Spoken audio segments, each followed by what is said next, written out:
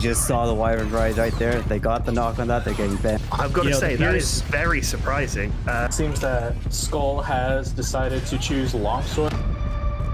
Dodo lovers, please look away. Beautiful. They're completely synchronized. There's one SAD. We've got that covered up. You start getting those topples, but yep. Oh, and it's dead. What's up, Card Masters? My name is Nightside. I'm a variety caster. I play a lot of video games like Monster Hunter, all the gachas, including Genshin, ZZZ, Wuba, Honkai Star Rail. I make a lot of content off of that as well, but I started my roots with Monster Hunter community. And I am also the creator of the CartGamesSeries. So, hello. So, as you guys heard from my introduction, the reason why I'm making this video is because I wanted to take the time to talk about the CartGamesSeries after we had did our first ever tournament. We also had a podcast where we had talked about all these things via a open table discussion, and that was really fun. And it would have been great and awesome to throw on YouTube had it not been for the fact that I got screwed on the OBS audio recording. So that video exists with no audio and it's unsalvageable. So unfortunately, if you didn't catch that stream and you didn't catch that what's now kind of called the CGS podcast episode 0, then you're kind of out of luck. But I mean, it is what it is. It was still a great discussion nonetheless, and it was a lot of fun to do with all my friends and all my team members from the first CartGamesSeries. And you know, we can still make a video and talk about it today, so here we are. First off, let's talk about how I came up with the idea. So, little background of myself. I started with Monster Hunter PlayStation 2.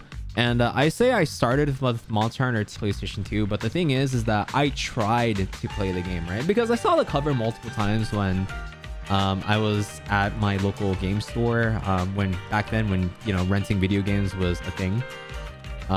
So I went to the store, I checked out Monster Hunter multiple times, multiple weeks, and I finally decided that I would try it out. And by the time I picked up Monster Hunter and I tried it at home, I instantly was turned off by the analog controls. Like I couldn't get past the analog controls. Like I was so used to just using face buttons to do attacks, and having to do analog, like your right analog stick to control your weapon actions, just didn't feel good to me. So that on top of, you know, Monster Hunter not being your average or, you know, like other action RPG games, it took a little bit for me to, well, I say it took a little bit, but I just couldn't get into the game. Like I just had trouble understanding it, so I dropped it all together. But once I got into, like, I was in my sophomore year at high school, my brother's friend's husband, he actually introduced me to Monster Hunter Freedom 2, and I was kind of reluctant to try it out again, thinking about how I just wasn't having that much fun with Monster Hunter 2 on PlayStation 2. But once he took me through some multiplayer hunts, showed me all the cool things that you can do, and we actually beat, like, you know, a couple of larger monsters, that's when I started to really find an interest in the game, to the point where I started playing the game by myself. I started off with dual blades, and after about maybe a month to 2 months worth of playing, I eventually found my home with longsword, and have been a forever longsword main since then. I mean, I play other weapons too, but longsword will always be like my #1 main. And that's pretty much my background, right? I've been playing every single Monster Hunter since then. The only Monster Hunters that I haven't touched are the, I believe, Chinese only Monster Hunter Online, and I never also played Monster Hunter Frontier. I would love to try it, but I mean, I've tried every other Monster Hunter since then, including Portable Third, Tri, 3U, 4U, Cross, Double Cross, Gen U, and obviously World Iceborne and Rise Sunbreak. So I've been a big Monster Hunter fan since Freedom 2. Actually, the first game I actually really started streaming was Monster Hunter 4U, back when I was still living in Japan and 3DS streaming wasn't really easily accessible. So yeah, I have a lot of experience under my belt. I still feel like I'm a scrub compared to like a bunch of, like, you know, content creators out there or even like speedrunners. But I mean, I for the most part have like general knowledge of like the game and the series and how like, you know, most weapons work. So but that being said, let's talk about card game series. So before we can really talk about how I came up with the idea of the card game series, what ended up happening was I had this idea, right? The idea came from when me and my best friend, Uncle Pointy, at the time he was still called Really Pointy, we went to E3, our first E3 ever, during 2018, I believe. What ended up happening was we had gone there, and I think on day one, they were doing a... it was either the first or second day, but they had a tournament at the Capcom booth at E3. And basically what was happening was they were doing a speedrun tournament that people could like just join up for, right? It was like a free to do thing. It was just to kind of get people hyped.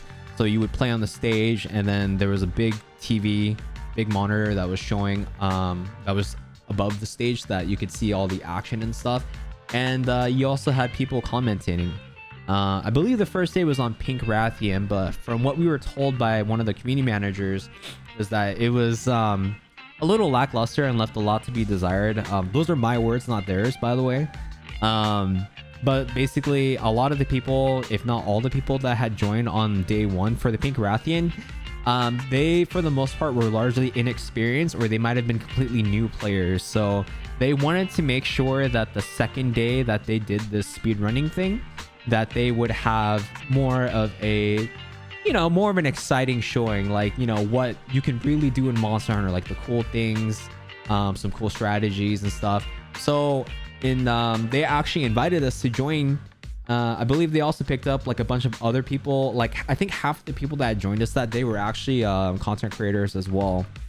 But it was cool. Me and my best friend Pointy, we were like, oh yeah, dude, absolutely, we'll join. We went home that same night. We practiced a little bit, right, just to kind of get a feel, and then we went into the next day doing the tournament for Nergigante, which was what day 2 was. And we were the first to bat. We were the first to go. We just went in as the cart masters. We went in with our real names because we didn't know that we could use our, like, you know, our online aliases. So we literally went in as Phil and Andy. Not really like an exciting, you know, player name or anything like that, because I think everyone else there used, for the most part, like their online aliases. I could be wrong, but it was still cool though. We were the first to go. I ran Longsword and Pointy ran Greatsword, and the run for the most part was smooth. You know, we're not professional speedrunners or anything like that. We're just two guys that really love the game. But we put on a good showing. I forgot what our time was, but it was relatively quick. It was an A rank. It was ironically the fastest time. The first to go, and we were also the fastest time while we were there. It was crazy because we were like, all right, cool. We at least got an A. We did a good showing of at least, you know, what we wanted to do. Cool. Let's just sit and chill and watch. And the crazy thing is, like, as we got through all the teams, we started having so much anxiety. It was like, oh shoot, we might actually win this, right? And by the time that we got to the end of it and we won, we couldn't believe ourselves. We were having so much anxiety that freaking Pointy had to take a dump. Those who use simple names are always the underdogs triumphs. Yeah, exactly. There was a bunch of other teams that tried to copy the comp too, not to the same success. Yeah, that would make a lot of sense now that I think about it. I know that some teams were trying to run the same comps that we were running, but the problem is that you can try and run the same comp, but and this can apply to, like, you know, Street Fighter or any other fighting games or any like competitive games for that matter. It's like you can try and run the same comp, but if you don't have any practice actually using it, then it's difficult. Now the thing is that I know like a lot of people that watched day 2 might have been like, oh, these guys suck, I would have done this, I would have done that. But at the same time, it's like, dude, come on, we're just casuals, man. We just want to have fun. We wanted to show off what we can do at least, and you know, we won. Sure, other people, you know, if we went up against like actual speedrunners, we would have lost, but you know, it is what it is. Needless to say, that was the highlight of our entire E3. It was such a cool moment, and it literally was such a huge high that everything after that, such a huge low. it was like, how do you go from like going on stage, playing on the actual official Capcom stream, and then getting recognized by some of the people from the Monster Hunter community, and then coming out of first place on that? You know, you just can't beat that. And to make things even more awesome, immediately after our run and we went back into the crowd, we actually got to meet Tsujimoto-san, or Ryozo Tsujimoto. And we spoke to him, and I was just like fanboying just because I was like, oh my god, dude, you're the god of Monster Hunter. You know, I got to throw a little bit of Japanese at him, and we were talking. We took a selfie together, and then we got to take another picture with him. When we got our trophies, we got like these glass trophies in addition to like posters for the Monster Hunter and Final Fantasy collab that they were doing at the time. So we took a picture, and it was super duper awesome, you know. Easily probably one of the most awesome things I've ever done as a content creator. Now, fast forward 2 years later, and one thing that you guys may or may not know about me is that I actually grew up heavily on the FGC. So I actually started gaming with Street Fighter 2, right? That was probably the first Super Nintendo game I ever played. I played other games before that, but Street Fighter 2 was probably a game that I had grown up with so much, to the point where I played almost every single iteration of Street Fighter 2 growing up. And even when I got into like my preteens and teens, I like continued to play Street Fighter. Like Street Fighter was always a game that I loved. Like I loved playing Ryu, I loved playing Ken, Chun-Li, all those characters, Guile. I played all the Alpha series, the EX series, all the Versus series, and obviously Street Fighter 4, 5, and 6. So having grown up playing those games, and then getting into like Evo and getting into like fighting tournaments and stuff like that, especially like watching like such hype moments like, you know, Justin Wong and Daigo and all the moments that they shared together, all the cool hype energy moments from like just everyone in the FGC in general, right? And just watching Evo itself, I thought to myself one day, it's like, dude, what if we took esports and we mixed it with Monster Hunter? Like that's very much a thing that you can do. Because I remember a long time ago, I caught like a small tournament. It was on, I don't remember if it was on YouTube or if it was on like a different website, but it was like a Japanese tournament where I think they were doing a custom quest with like preset loadouts or something like that, and they were basically speedrunning against like specific monsters. I didn't get to catch the whole thing, but I thought the idea of it was so cool, especially like during that time I was super into Monster Hunter. So that's when I came up with the idea, and I started talking about it. I want to say back in like early 2022, mid 2022 or something like that. And I want to say mid 2022. That sounds about right. And around that time, one of my good friends, Jal Bagel, had come up with the same idea. It was like, dude, what if we did like speedrunning Monster Hunter tournaments, but like, you know, did it more esports based? And we realized that we both had the same idea. We shot each other DMs, and we started talking about, dude, what if we actually just do this? Take Monster Hunter, take it, turn it into an esports, get commentators, get interviewers, get teams, get prizes, you know, do the whole shebang, make it a full-on production, right? And literally a month goes by where we're just like hardcore planning, trying to set everything up, turning it into an invitational. We branded it under the Monster Hunter speedrunning community, which is Jal's thing. I took care of all the art assets, the OBS overlays, the scene switching from my side. He took care of all the organization with all the people and stuff. And after a month of planning and just, you know, rushing all the way into the end of the wire, we had the Monster Hunter speedrunning invitational, and it was super duper awesome. We had such a great turnout. Like I think we had over like 150 average, 200 plus peak, 250 peak, something like that. And it was probably one of the most awesome experiences that we've ever had. Forgot to mention that part of the reason why I thought to even do a esports inspired Monster Hunter tournament was because there was the Monster Hunter World Championship, right? Because when Iceborne came out, there was like a championship for that.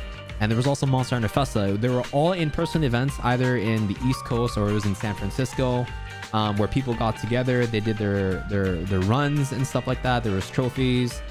They got to meet production staff, or they got to meet like Capcom staff, Monster Hunter staff. And I thought that was super cool. I saw a bunch of pictures of my friends where they were all just hanging out at Monster Hunter Festa, having a great time, while also getting hyped for all these runs and stuff like that. I remember Herney and TDS Chris were on the stage for commenting on the in one of those tournaments. I just remember thinking that was so cool. So thinking about that, thinking about how we did E3 2018 for the speedrunning tournament, and then thinking about my love for Evo and esports in general, that's how we came up with Monster Hunter speedrunning, and we ended up executing it, and that was such a great time.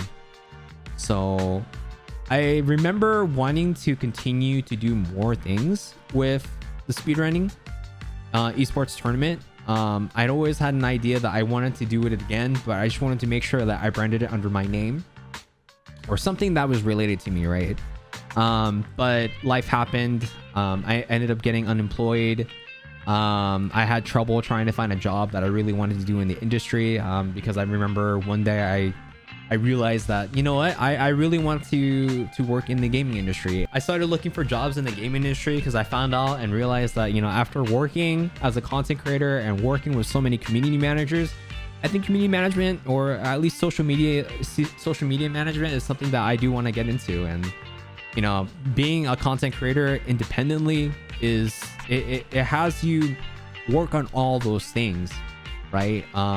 You have to do the social media yourself. You have to do the content planning yourself. You have to do the community management yourself. So especially if you have like an online Discord or Twitch community and stuff, or YouTube community, whichever. So I tried for a very long time, especially after quitting my job, because I just had so many issues with the upper management at the time. Not my direct manager or anything like that, but his manager, and just how crappily everything was run, how everything was just bad vibes. But I tried for like 3 to 6 months, and 3 to 6 months of unemployment will mess you up. It is insane how much it'll mess you up mentally and physically, but it is what it is. I eventually picked up a job, and towards the tail end of 2023, I decided to try and play around with the idea again of making another speedrunning tournament. And then in the early months of this year, 2024, I actually had the opportunity and the pleasure to work with Capcom and EVO for the Capcom Cup as a Japanese interpreter, where I got to bask in the glory of all the Japanese players and stuff. We got to like hang out with players like Fudo. I got to meet Tokido. I got to meet Gachikun. It was super duper cool. Honestly, had I not gone to Capcom Cup for work and to also check out, all the amazing, the amazing venue and the amazing event for like the 3 days that I was there, I don't know if I would have had any inspiration to push the CGS, because I don't know, like I feel like it was such a huge turning point, if not like a huge factor in terms of me pursuing or wanting to pursue pushing the card game series, because we were playing around with the idea before that, but I was still kind of wish-washy. I very much suffer from imposter syndrome, so I always kind of just think that like, oh, someone's already done this and stuff like that. But the fact of the matter is that for the amount of work, effort, and polish that we put into the Monster Hunter speedrunning tournament or the Monster Hunter speedrunning invitational, there wasn't a lot, if any, tournaments that had similar polish to what we did, because for all intents and purposes, we did it on a very, very, very professional level. So after going to Capcom Cup, talking to a bunch of industry professionals from like Razer, from Capcom themselves, from EVO, it ended up giving me the determination and the confidence that, I should really just push for this thing. After getting laid off at one of my jobs in March, I finally figured that, it's time to just sit down and push this together, because if I don't try and do it now, I don't know when I'll have another opportunity to be able to do so. So I buckled down and tried to make sure that I started working on CartGamesSeries proper. We made the first ever CartGamesSeries tournament happen May 4th of this year, and it was really, really cool. That was also a huge turnout. Now there were a lot of challenges I faced in that tournament. mainly because I couldn't rely on every single person that we had for Monster Hunter speedrunning, though I was able to pull some friends to help. DJ Johnny and Sky Sensei were totally down to come back and help out as interviewers or commentators. We also had Bagel, who actually decided to show up as a competitor this time around, and I ended up managing to pick up a bunch of new faces, or at least some friends that I already have in the Monster Hunter community to help out with a bunch of stuff. Like Jitsu I already knew from way back then, during the time Monster Hunter World had first came out. Nyx, who I had just recently met during that time, and she was super interested and super down to be a commentator as well. Obviously we also had Forest Raider, who was super interested in commentating and also stepped up to being an MC.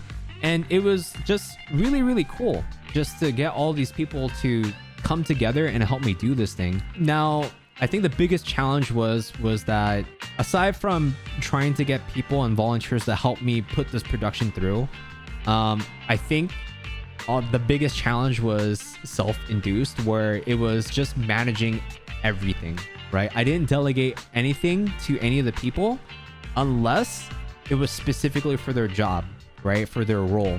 So I literally didn't have anyone do anything until it was the very end, right? Until the actual day of the competition. So, it wasn't like I had, okay, you're going to be the leader for your group. You're going to be the leader for this group.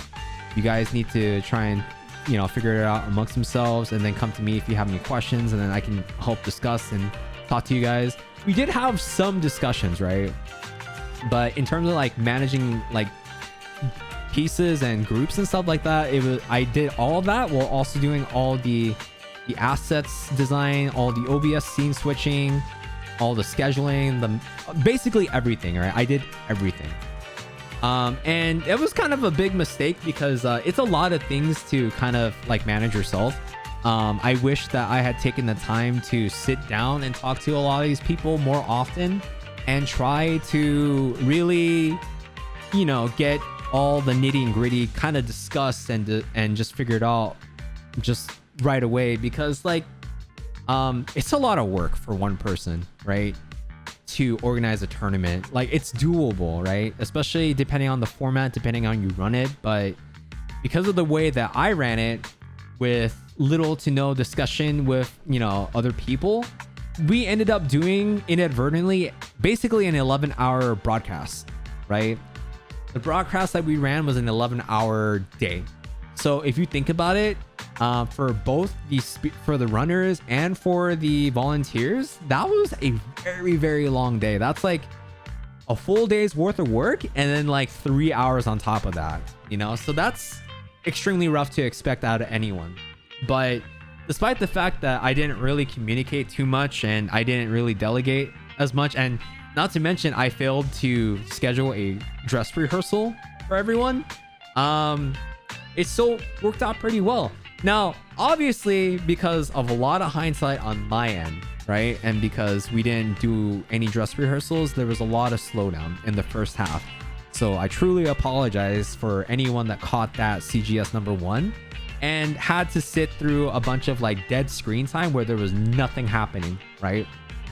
But the way that I look at it now, after everything's been said and done, is that it was a necessary growing pain to really drive home the fact that as much as I want to take a lot of the burden of responsibility off of all my friends and all my crewmates, and I just want them to focus on having a good time,